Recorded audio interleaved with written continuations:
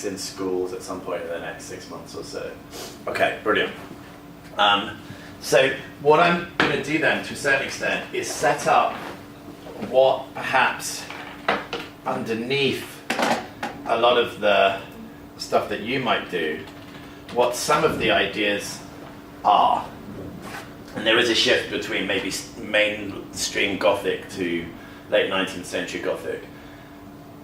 And what I'd like to do is dip into this rather than go through it all. That's my point, that it's not that I'm going to go point two, here's another big quote. It's more so that we've got points of reference. And the general thinking is to set up Gothic, and then if this suits, just let me know. I wanted to talk about Jekyll and Hyde and then Great Expectations. There is a lot to say about both, of course. And then in between, move a bit sideways into a Freudian, dip into a Freudian argument, and dip into a post-structural argument, Foucault, a bit of that. And if that all sounds like a nightmare, I'm sorry, I don't mean it to be. It's really going to be saying, okay, well look, where does this idea come from?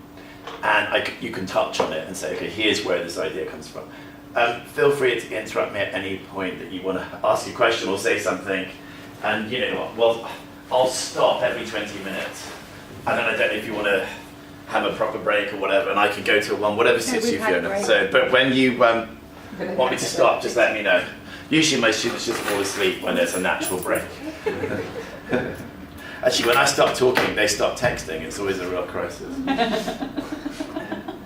I think, actually, for teaching children, it must be really, really hard.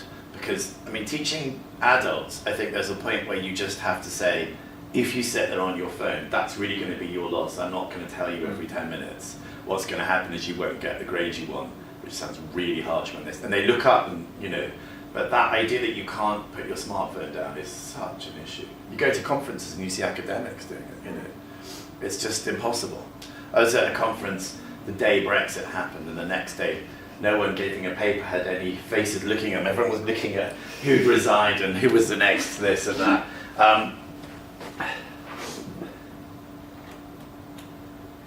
So how much, if I dip into Jekyll and Hyde and Great Expectations, would that be useful? Yes. So I wanted to make sure, I mean, I'm not saying that, I hope that doesn't sound patronizing. What I mean is, it's so easy to go off on a massive tangent, isn't it? You know, so if I do that, bring me back, that's fine. Let me just, whilst this is how it is, just talk about the general tropes, and again, forgive me if I patronize you by defining everything. A trope is a set of representations. I like to think of it as a box of images, ideas, similes, metaphors. The point being, Gothic doesn't really belong to anyone. Particularly the idea of the way Gothic develops. Walpole, when he writes Otranto, is to a certain extent setting up certain rules, certain ideas, but he's tapping into something a lot darker. And, you know, so is Shelley, so is Dickens, so is Stevenson. The idea is that it's not as new as it might seem at certain points. The idea is that these dark, wonderful tales go into fairy stories, go into the kind of things that maybe modern novelists would think about quite explicitly as well, that we're tapping into something that's very old, very folklorish, maybe going back to some pagan narrative. The things that make me think, in terms of 19th century Gothic, I always think of the way in which Julius Caesar and Macbeth were two plays that were obsessively put on and talked about and represented and parodied in the Victorian period, and both of them have the supernatural in them.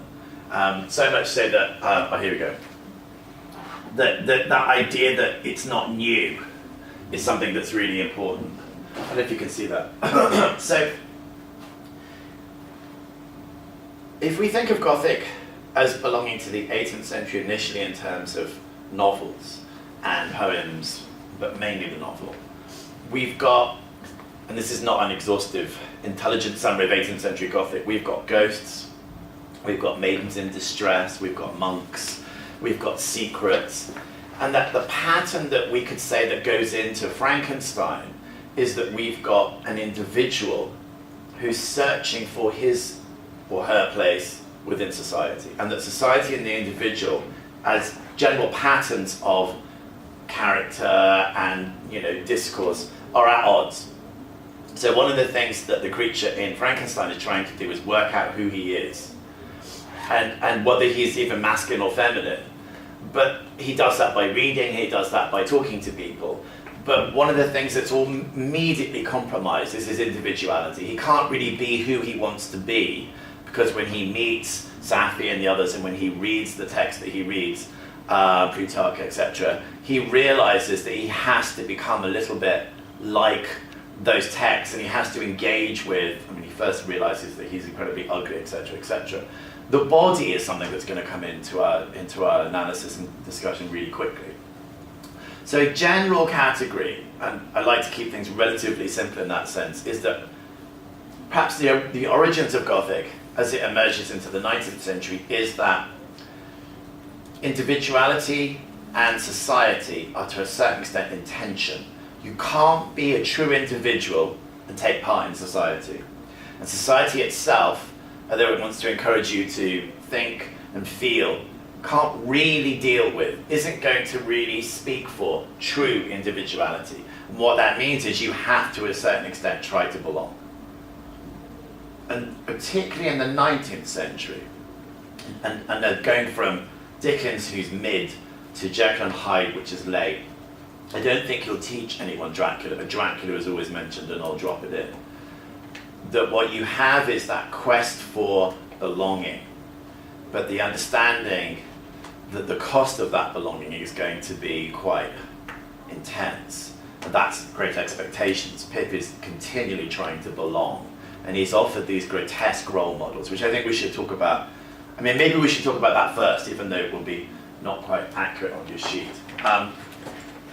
Let me just set up perhaps a more accurate sense of where that idea of the Gothic goes in terms of representation.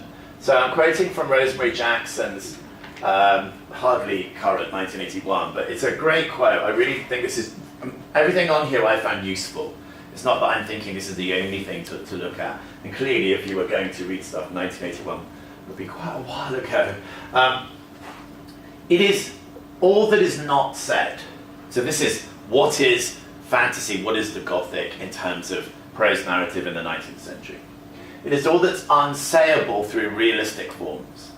So the idea of the novel as it emerges has realism, society. We're thinking of the novels of George Eliot, Dickens, and Dickens is unusual in Great Expectations of really being overdark. It's a very short, very intense novel, and it's interesting that it's taught in secondary schools because really it's a very, very grown-up novel, a bit like Macbeth, which is taught in secondary schools as well. Macbeth and Great Expectations are very, very dark if you look at them through adult eyes. I think through young adult eyes they can be a challenge, obviously, but the psychological violence in both is intense. And one of the things we'll come to in a moment is how misogynistic the end of Great Expectations can be.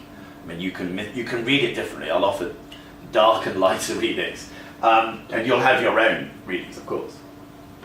So there's a sense in which realism can't quite tell us what is inside and can't quite cope with or articulate a Gothic narrative. Realism, in some senses, reinforces society.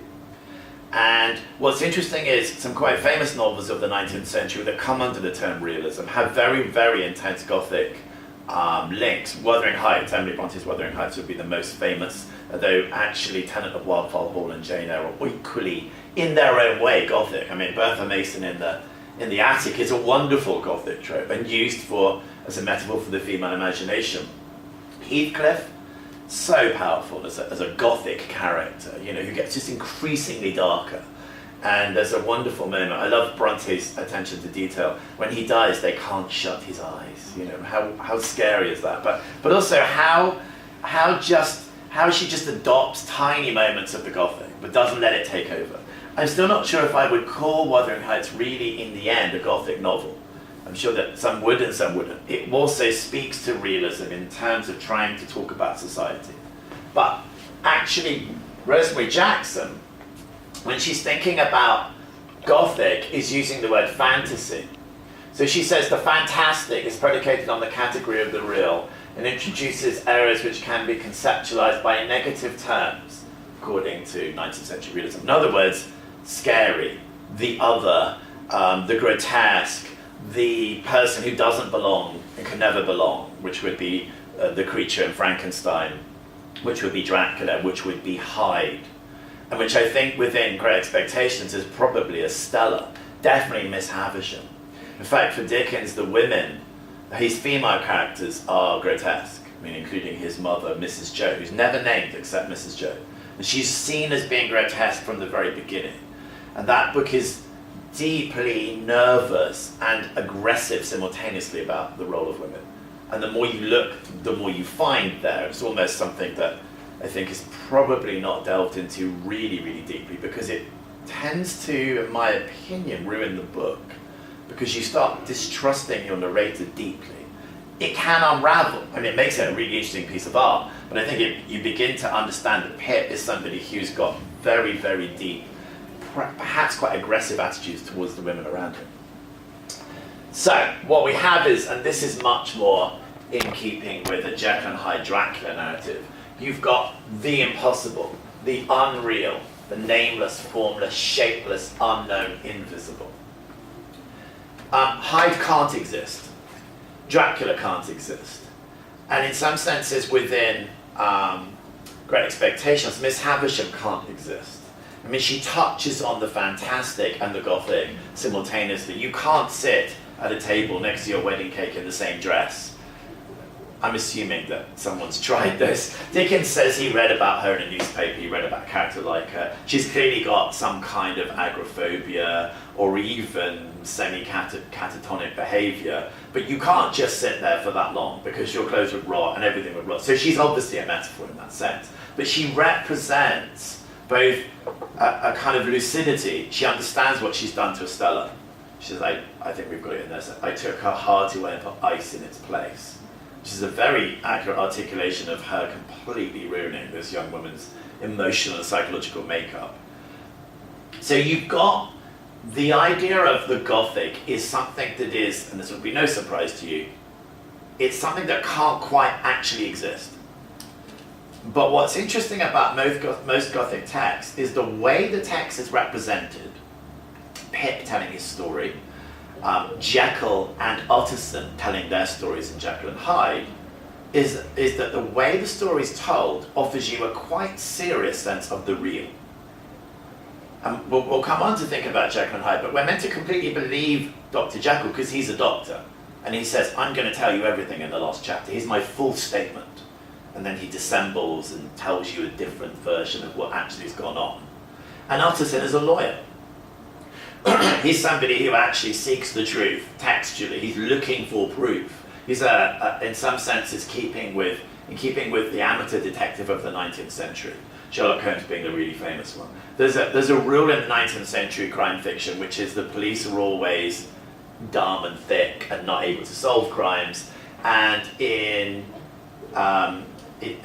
amateur detective is always the one who solves the case. This is set up by Wilkie Collins in The Woman in White, The Moonstone.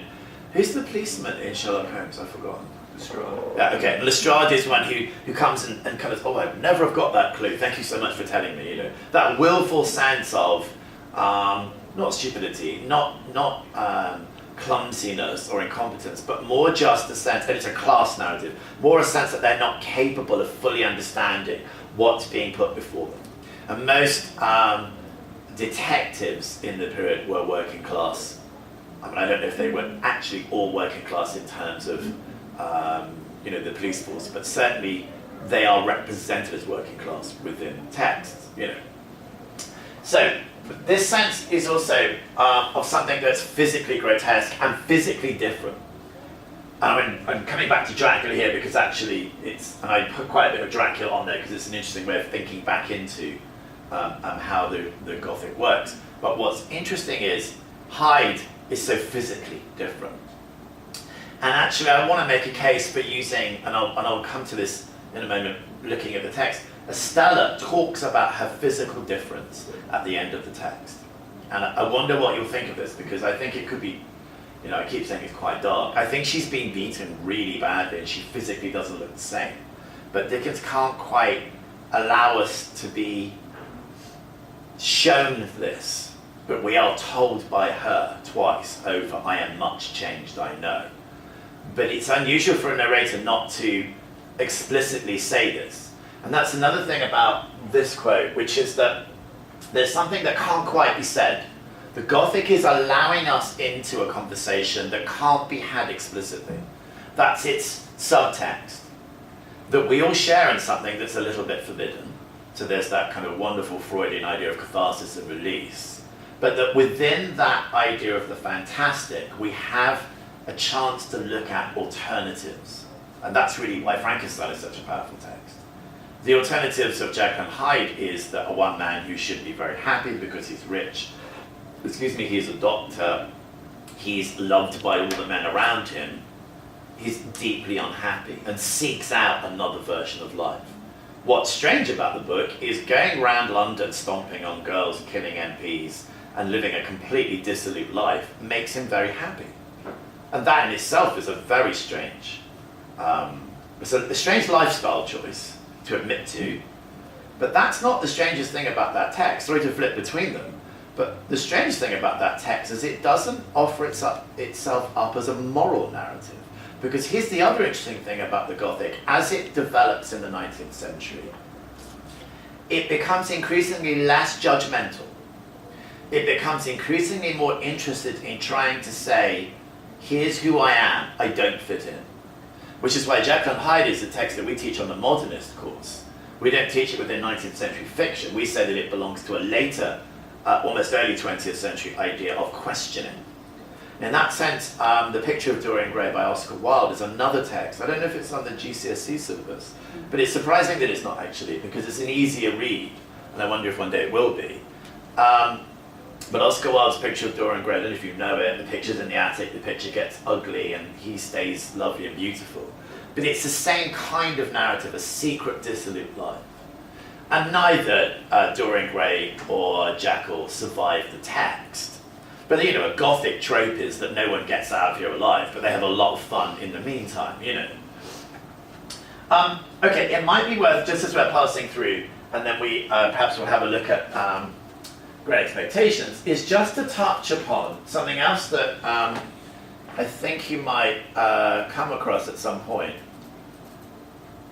Sorry, my text is not... Look, it's in a rather uncanny way frozen.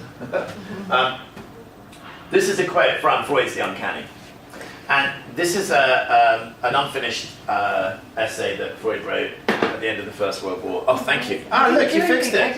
Just by sitting, you fixed it. Brilliant. Which one is it? That one? Yeah. It's this one, yeah. I'll leave this out, except to say that, you know, one of the things that they say about the character of Dracula, which you may not know the book, but you'll know the narrative, is that the idea that Dracula comes and ruins everybody's lives is, you know, that sense of reversal is really important within Gothic literature. You stand back from the horror story and see another version of what's going on. So that actually, really, we need Dracula to come in and to scare us and to bite Lucy and make her a vampiress. Because firstly, it makes the text really interesting, but also it shows us a different sense of what women might be. Dracula doesn't fit into anything I'm saying now because it's a very conservative text.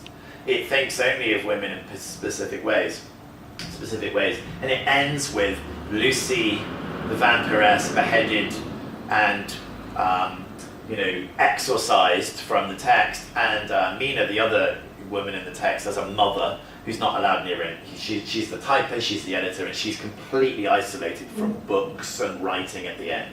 So it's almost as if Bram Stoker's saying, you know, it would be great if we could just go back and have women who didn't read or write and just looked after the children. It's very, very conservative in the end. Whether you trust that conservatism or not, I don't know. But it's not the same as the other texts I'm talking about. And it's a deep irony, actually, I think, that it's seen as one of the key Gothic texts, because I think it's interesting that Gothic has that sense of being subversive, and it wants to ask questions. It doesn't necessarily want to answer them. And I think the reason it doesn't want to answer them is that ambiguity grows and grows out of the 18th century version of the Gothic. This is a bit from Freud's The Uncanny. The Uncanny has this quite amazing idea that you've got what Freud calls the Heimlich and the unheimlich, the homely and the unhomely, simply the familiar and the unfamiliar. And he argues that